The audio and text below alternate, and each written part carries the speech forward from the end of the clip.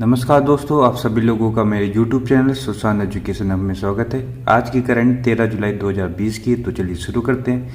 पहला है मेरा, इसरो ने किस देश के उपग्रह अमेजोनिया का प्रक्षेपण करेगी? आंसर क्या है? ब्राज़ील। यह उपग्रह अमेजन वन में वृक्षों की कटाई की निगरानी करने में मदद मिलेगी। उसी के बिहाफ पे इसका नाम अमेजोनिया रखा गया है। अब देख लेते हैं इसरो की स्थापना कब हुई थी। इसरो की स्थापना 1969 में हुई थी। इसका हेडक्वार्टर कहाँ पे है? बेंगलुरु में है। इसके चेयरमैन कौन है? के सिवान है। चलिए अगला देख लेते हैं। भारत का विदेशी मुद्रा भंडार 6.47 अरब डॉलर से बढ़कर कितना हो गया है? तो आंसर क्या है? 513.25 अरब डॉलर। ठीक है।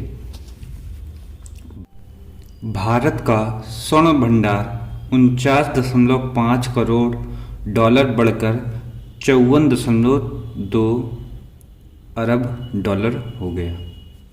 चलिए आगे देख लेते हैं। गूगल ने भारत में डिजिटल अर्थव्यवस्था को बढ़ावा देने के लिए 1 करोड़ रुपए निवेश करेगी।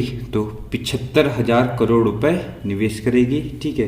तो किस योजना के तहत? गूगल फॉर इंडिया के तहत करेगी। ठीक है। अगला है, ऑस्ट्रेलियन ग्रांड प्रिक्स का खिताब किसने जीता? लुइस हैमिल्टन ने जीता। ठीक है। चलिए अगला देख लेते हैं। भारतीय कंपनी लॉयर टेक्सटाइल मिल ने दुनिया का पहला रीयूजेबल पीपी किट लॉन्च किया है। इसे क्या नाम दिया गया है? तो इसका नाम है वायल शील्ड। ठीक है। अब इससे संबंधित पॉइंट देख लेते हैं।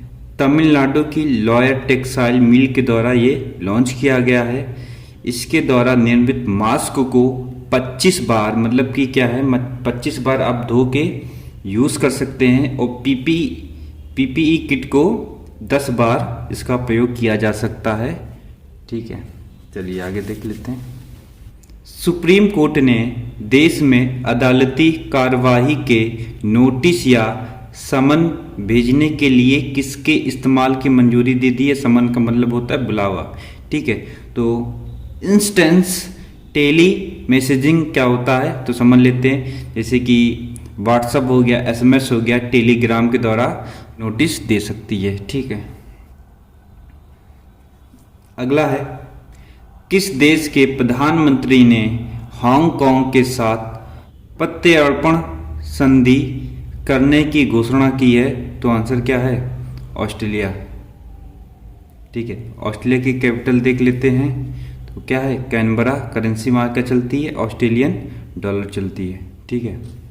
अगला है, किस राज्य सरकार ने चीनी उपकरण व डिवाइस का इस्तेमाल न करने की घोषणा की है? तो आंसर क्या? उत्तराखंड सरकार ने किया है। ठीक है। अगला है, अमेरिकी नौसेना में किस मूल की लेफ्टिनेंट मेडलिन सुइगल, ये नाम याद रखिएगा, ने पहली अश्वेत महिला पायलट बनकर इतिहास बना दिया है? तो आंसर क्या है? अफ्रीकी मूल की हैं। ठीक है। इनका नाम क्या है? मेडलिन सुइगल है। चलिए आगे देख लेते हैं। पुस्तक हिज हॉलिनेस द 14 दलाई लामा के लेखक कौन है? तो इसके लेखक हैं तेंजिन गेगे तेथोंग। ठीक है। चलिए आगे देख लेते हैं। किस राज्य में लड़कियों को ग्रेजुएशन डिग्री के साथ पासपोर्ट मिलेगा? तो आंसर क्या है? हरियाणा। हरियाणा के मुख्यमंत्री कौन है? मनोहर लाल खट्टर। ठीक है। अगला है, कोरोना वैक्सीन पर किस देश ने बाजी मारी, मतलब कि किस देश ने जो है दवा बनाने में सफल हो गया है? ठीक है। आंसर क्या है? रूस। ठीक है। किस विश्वविद्यालय ने बनाया? तो आंसर क्या है? सेचेनोव विश्वविद्यालय के द्वारा बनाया गया है। वहाँ के राष्ट्रपति कौन है? पुतिन है। वहाँ की कैपिटल क्या है? मॉस्को है। तो वहाँ की जो मुद्रा चलती है तो रूबल चलती है। ठीक है। अगला है, UNIFIL United nation interim force in Lebanon पर्यावरण पुरस्कार से किसे सम्मानित किया गया? तो ये भारतीय सेना को मिला है। ठीक है, देख लेते हैं यूनिफिल की स्थापना कब हुई थी। तो 19 मार्च 1978 को हुई थी। इसका जो हेडक्वार्टर का नकोरा लेबनान में है। ठीक है, अब इसके बाद आगे देख लेते हैं, किसके द्वारा म्यूचुअल फंड उद्योग के विनियमन संबंधित सलाहकार समिति का पुनर्गठन किया? तो किसने किया? सेबी ने किया। सेबी का फुल फॉर्म क्या? Securities and exchange board of India. ठीक है, इसकी स्थापना कब हुई थी? 1992 को हुई थी। इसका हेडक्वार्टर का है मुंबई में है और इसके अध्यक्ष कौन है? अजय त्यागी है।